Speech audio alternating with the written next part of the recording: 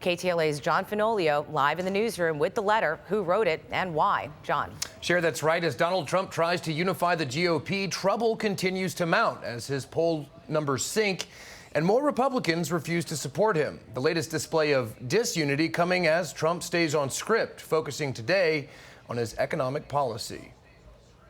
Tonight, a warning from 50 of America's top Republican national security officials who are refusing to vote for Donald Trump in an open letter to the nation saying a Trump presidency would risk our country's national security and well-being. First reported by the New York Times Monday, the authors include former director of both the CIA and National Security Agency, Michael Hayden, former secretaries of Homeland Security Tom Ridge and Michael Chertoff, and the former director of National Intelligence, John Negroponte. When I am president, we will start winning again.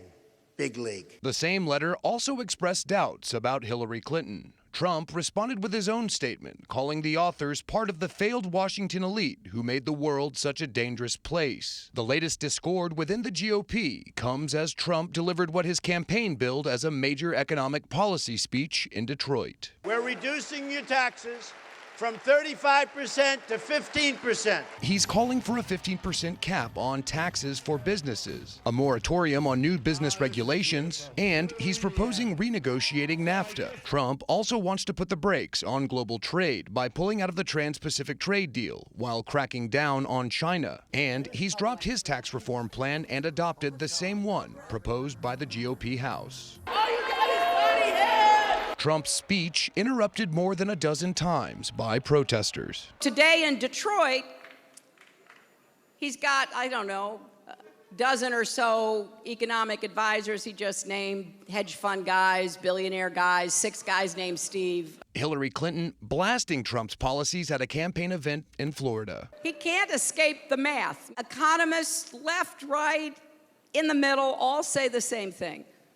That Trump's policies would throw us into a recession. Now, a new face in the presidential race. Both candidates, both Hillary Clinton and Donald Trump, are profoundly unfit for the responsibilities they seek. Evan McMullin is a conservative Republican and former CIA officer. He's also Mormon and running as an independent. The former Capitol Hill aide has never held public office, and his bid is a long shot in a party that appears more fractured by the day. And tonight, Republican Senator Susan Collins of Maine became the latest lawmaker to refuse to support her party's nominee. In an op-ed to the Washington Post, Collins says, quote, Trump's barrage of ill-informed comments would make an already perilous world even more so. Hillary Clinton will deliver her own economic speech in Detroit on Thursday. Live in the newsroom, I'm John Fenolio. Back to you. All right, John, we thank you.